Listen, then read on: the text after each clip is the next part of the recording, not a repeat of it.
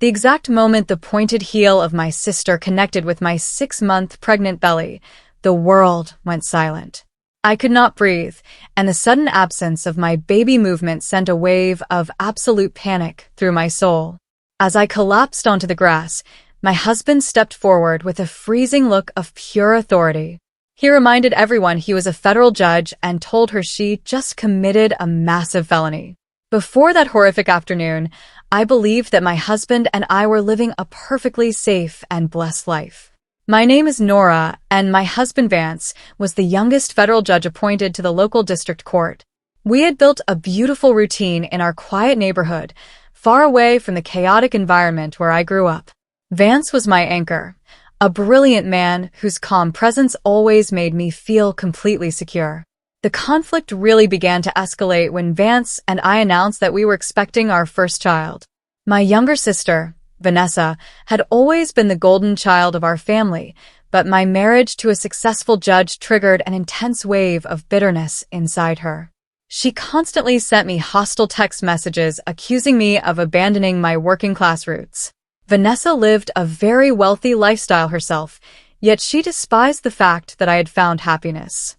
The milestone 60th birthday for my mother was supposed to be a joyful celebration at the house of my parents.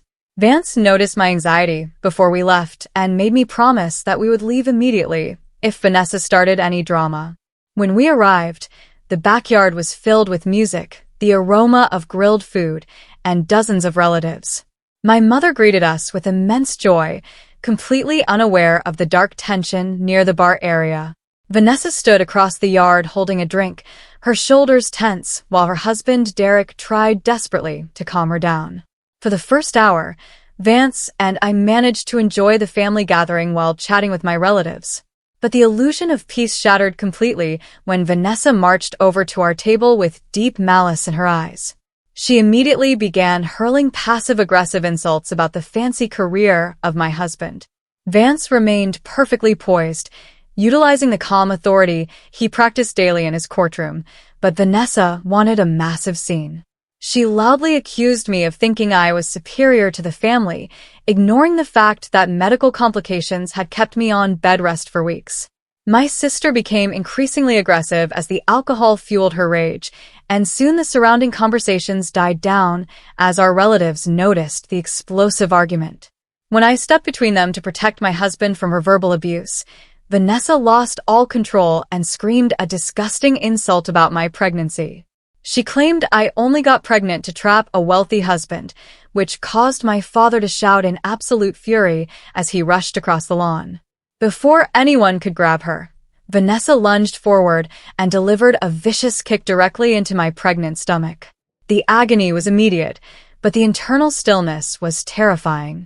I dropped to my knees on the lawn, weeping and begging my unborn daughter to move while my father tackled Vanessa to the ground. Vance helped me up with a pale face, completely transforming from a loving partner into a powerful representative of the law. He looked directly at Vanessa and declared that the federal government would handle her actions because she had assaulted the family of a federal judge. We rushed to the hospital in absolute terror. The emergency room was a blur of medical personnel as they hooked me up to monitors to check on my baby. Vance and I held our breath in the heavy silence of the room, praying for a miracle from the universe. Suddenly, the beautiful, rapid sound of a healthy heartbeat filled the air, and tears of absolute relief poured down my face. The doctor confirmed our daughter was safe, but insisted on keeping me overnight.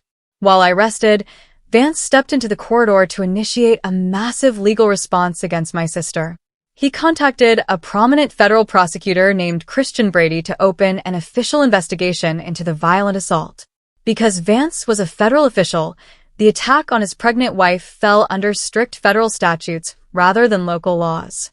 Soon, federal agents were dispatched to the home of my parents to gather official statements. The following afternoon, we received a frantic telephone call from the husband of my sister, Derek, who was staying elsewhere.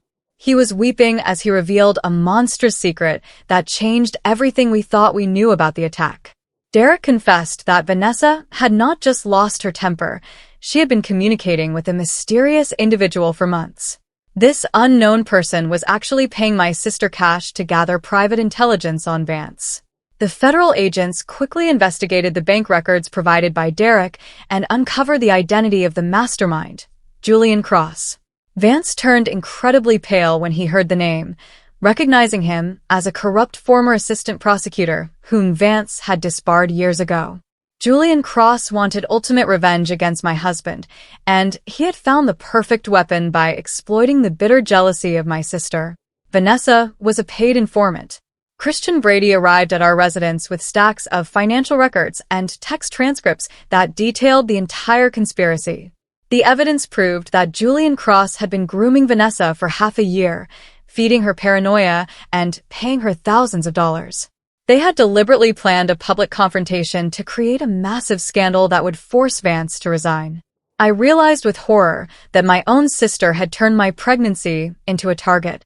8 months later, the trial began at the federal courthouse, which was surrounded by massive media crews eager for a scandal.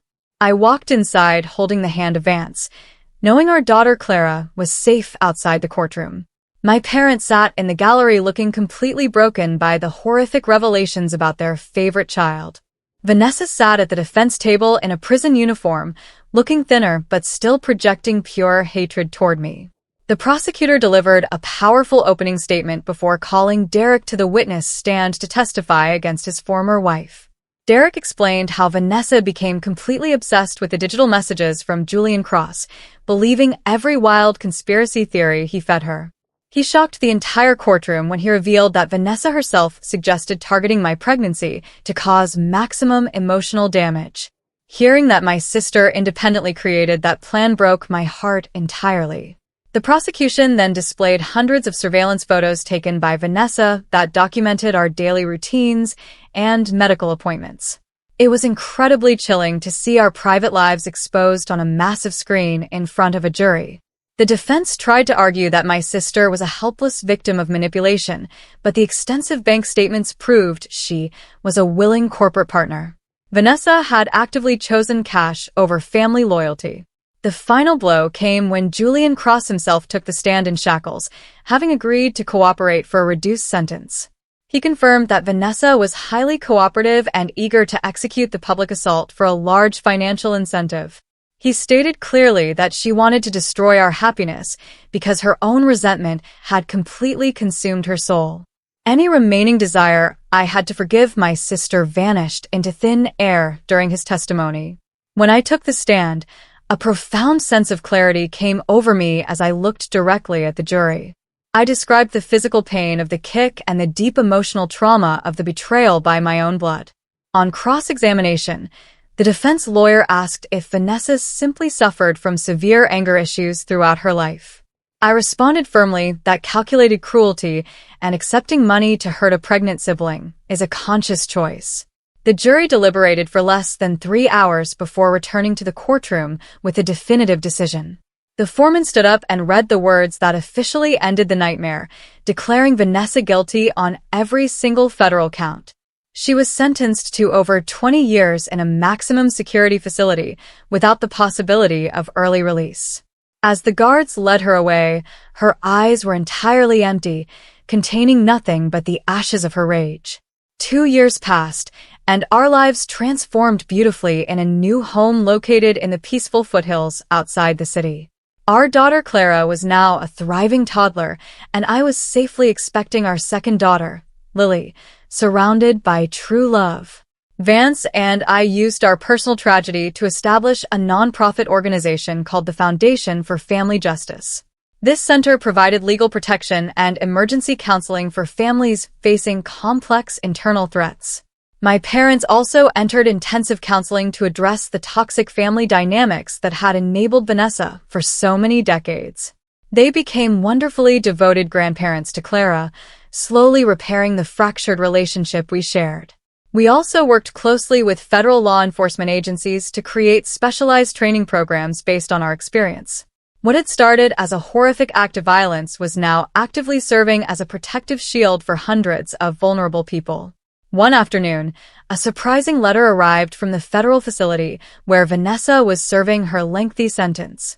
I trembled as I read her handwriting, but the words inside contained no excuses or requests for unearned forgiveness.